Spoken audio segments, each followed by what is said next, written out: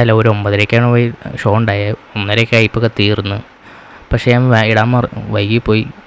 പിന്നെ അതുമാത്രമല്ല, സിനിമേനെ കുറിച്ച് ചോദിക്കുകയാണെങ്കിൽ സിനിമ എനിക്ക് വളരെ ഇഷ്ടപ്പെട്ടു. നല്ല സിനിമ വെച്ചാൽ തിയേറ്ററിൽ പോയി കാണാനുള്ള സാധനം. ഇന്ത്യൻ സിനിമ എന്ന സാധനം മറന്നു നമ്മൾ. ആ ഒരു മേക്കിങ് ലെവലും ക്യാമറ വർക്കിങ്ങും ഒന്നും എന്നെ ഇല്ലാത്ത സംഭവം ഒന്നുമില്ല. എല്ലാം പെർഫെക്റ്റ് സാധനം. ഒരു നല്ല നല്ല നല്ല രീതിയിൽ എടുത്ത് വെച്ചിട്ടുണ്ട്. ഒരു ബോംബ് പൊട്ടുന്ന തൊട്ട് എന്താ പറയുക, അതൊക്കെ അറിയാലോ. ലൂസിഫർ കണ്ടല്ലേ, ഒരു രക്ഷയില്ലാത്ത സംഭവം. പക്ഷേ എനിക്ക് ഇഷ്ടപ്പെടാത്ത രണ്ട് കാരണങ്ങൾ: ഫൈറ്റും BGM-ഉം. ആ എമ്പുരാന്നുള്ള BGM ഇല്ല, അത് കിടിലൻ BGM-ആണ്. പക്ഷെ അത് വേണ്ട അത് ഉപയോഗിച്ചിട്ടുണ്ട്. പക്ഷെ എന്നാൽ ഈ ഒരു ക്ലൈമാക്സ് സമയത്ത് ഒരു ഫൈറ്റ് രംഗങ്ങളുണ്ട്. എൻ്റെ ദൈവമേ, ഈ ബംഗാളിമാരുടെ പാട്ടൊക്കെ വെച്ച പോലത്തെ ഒരു ഫൈറ്റ് ഉണ്ട്. അത് ഫൈറ്റാണെങ്കിൽ തീർന്നില്ല. ഈ ഇടിച്ചവർ വീണ്ടും എനിക്ക് വരാ, ഇവരെ വീണ്ടും ഇടിക്കുക, ഇവർ പറന്നു പോവുക, വീണ്ടും വരാ. അതിനിടയ്ക്ക് ഈ BGM-ഉം പിന്നെ ഇൻ്റർവെൽ സമയത്തുള്ള ഒരു സൈസ് ഫൈറ്റ് ഉണ്ട്. അത് പിന്നെ പക്ഷെ എന്നാലും ഒരുമാതിരി ഫൈറ്റ് ആകെ അങ്ങനെ വാരി കോരി ഫൈറ്റ് മാസം അങ്ങനെ ഒന്നുമില്ല. നല്ല ക്ലാസ് രീതിയിൽ എടുത്ത് ഇടയ്ക്കൊക്കെ ഒരു മാസമൊക്കെ കാണിക്കുന്ന രീതിയും നന്നായിട്ടുണ്ട്. പക്ഷേ ഈ ഫൈറ്റാണ് കൊണ്ട് ഭയങ്കര ബോറായി. പിന്നെ അതുപോലെ തന്നെ മറ്റേ പുള്ളിനെ കാണിക്കുന്ന ഒരു സീനുണ്ട്, മോഹൻലാലിൻ്റെ മറ്റേ ആൾ. അത് തിയേറ്റർ മൊത്തം അത്രയും ആ ഒരു സീൻ ഭയങ്കരമായ സീരിയസ് ആയി ഭയങ്കര ഇത് പറഞ്ഞ സീനാണ്. ആ സീനിൽ ഇങ്ങനെ കാണിക്കുമ്പോൾ തിയേറ്റർ മൊത്തം ചിരിക്കുകയായിരുന്നു. ഞാൻ വരെ ചിരിച്ചു പോയി. ഇങ്ങനെ ഡയലോഗും ശരിക്കും പറഞ്ഞാൽ അത് നമ്മളായ കാരണമാണ്. മറ്റു ഭാഷകളൊക്കെ കാണുമ്പോൾ ചിലപ്പോൾ കോമഡി ആവില്ലായിരിക്കും, പക്ഷേ നമുക്കത് കോമഡിയാണ്. നമുക്ക് ആ ഒരു സീനൊന്നും ശരിക്കും കോമഡി വന്നത്. അതുകൊണ്ട് പിന്നെ മോഹൻലാലിനെ കാണിക്കുമ്പോൾ നമുക്ക് ആ ഒരു പവറില്ലേ, അതങ്ങനെ കിട്ടണില്ല അങ്ങോട്ട്. പക്ഷേ എന്നെഴുതി സിനിമ എനിക്ക് ഇതൊക്കെ ഈ സിനിമ ഇപ്പോൾ ഈ സ്റ്റോറി ഇപ്പോൾ സാധാരണ കൊടുക്കുകയാണെങ്കിൽ അവർക്ക് തന്നെ ഇത്രയും സെറ്റപ്പിൽ എടുത്തു വയ്ക്കാൻ പറ്റില്ല. അത് പൃഥ്വിരാജ് അയ്യറിനാണ് പുള്ളിക്ക് എടുത്തു വയ്ക്കാൻ പറ്റിയത്. അതുകൊണ്ട് എനിക്ക് ഈ സിനിമ ഭയങ്കര ഇഷ്ടപ്പെട്ടു. അതായത് ഇനി ഇതിന് തേർഡ് പാർട്ട് ഞാൻ ഇറങ്ങാൻ പോവാണ്. തേർഡ് പാർട്ട് ഇറങ്ങണം, എന്നാലാണ് സിനിമ മൊത്തം തീരുള്ളൂ. ഈ സ്റ്റോറി മൊത്തം തീരുന്ന തേർഡ് പാർട്ടിലാണ്.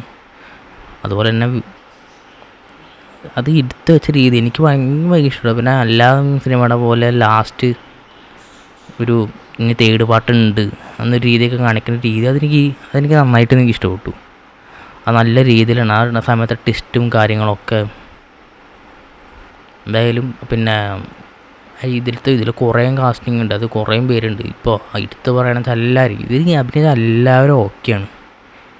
എനിക്ക് അങ്ങനെ ആരുടെയും ഒരു ഇതായിട്ട് തോന്നിയില്ല. ആകെ അത് നമുക്കാണ് ഒരു ഇത് തോന്നിക്കുള്ളൂ. മറ്റുള്ളവർ കാണുമ്പോൾ ചിലപ്പോൾ മറ്റു ഭാഷയുള്ളവർ കാണിക്കുമ്പോൾ അവർക്ക് ചിരിയൊന്നും വരില്ലായിരിക്കും.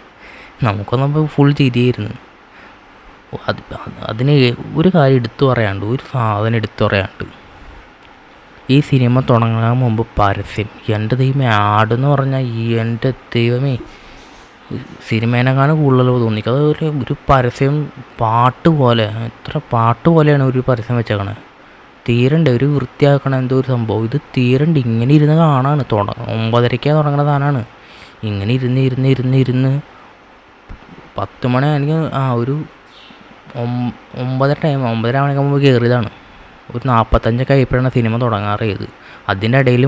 സിനിമയുടെ ഇടയിലും പരസ്യം. അമ്മാതിരി പരസ്യമായിരുന്നു കേട്ടോ, ഒരുമാതിരി. പോട്ടെ.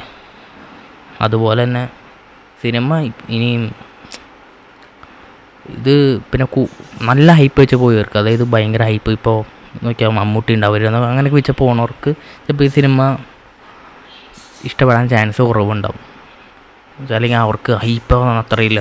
ഞാൻ വലിയ ഹൈപ്പൊന്നും വെച്ചില്ല. ഇതെന്താ പോയി ഞാൻ ഒന്നും പ്രതീക്ഷിക്കാൻ. എനിക്ക് ആ ട്രെയിലർ ഞാൻ ഇന്നലെ പറഞ്ഞു, ട്രെയിലർ കണ്ടുള്ള ഒരു ഇതിൽ ഞാൻ പോയി കണ്ടു. എനിക്ക് ആകെ ആ ചൈനക്കാരൻ ആരാന്ന് അറിയാനുണ്ടായിരുന്നു. അത് മാത്രം എനിക്ക് അറിയണമെന്നൊരു ഇത് ചെറിയിരുന്നു. പക്ഷേ ഞാൻ അന്വേഷിക്കാനൊന്നും പോയില്ല. സിനിമ കാണാൻ മനസ്സിലാവും. അതുകൊണ്ട് അതുകൊണ്ട് സിനിമ ഇഷ്ടപ്പെട്ടു. പിന്നെ ആ ഒരു ഫൈറ്റ് രംഗങ്ങൾ മാത്രമേ എനിക്ക് ഇഷ്ടപ്പെടാത്തുള്ളൂ. കാണാത്തവരുണ്ടെങ്കിൽ നിങ്ങൾ കാണാം. നിങ്ങൾ ഇപ്പോൾ ഒരു കാശെടുത്ത് തിയേറ്ററിൽ പോയി കണ്ടെന്ന് വെച്ചിട്ട് നഷ്ടമൊന്നും സാധനം തോന്നിക്കില്ല. കാരണം അതിനുള്ള സാധനം ഉണ്ട് സിനിമ. എനിക്ക് ഉറപ്പാണ് ഈ മോഹൻലാലിനെ നിങ്ങൾക്ക് ഇനി കാണണം, നല്ലൊരു പവർഫുള്ളായിട്ട് കാണണമെങ്കിൽ ഇതിനകത്ത് കയറണം. ഇനി ഇതിൻ്റെ തേർഡ് പാർട്ടിൽ ഇനി കാണാൻ പറ്റുള്ളൂ.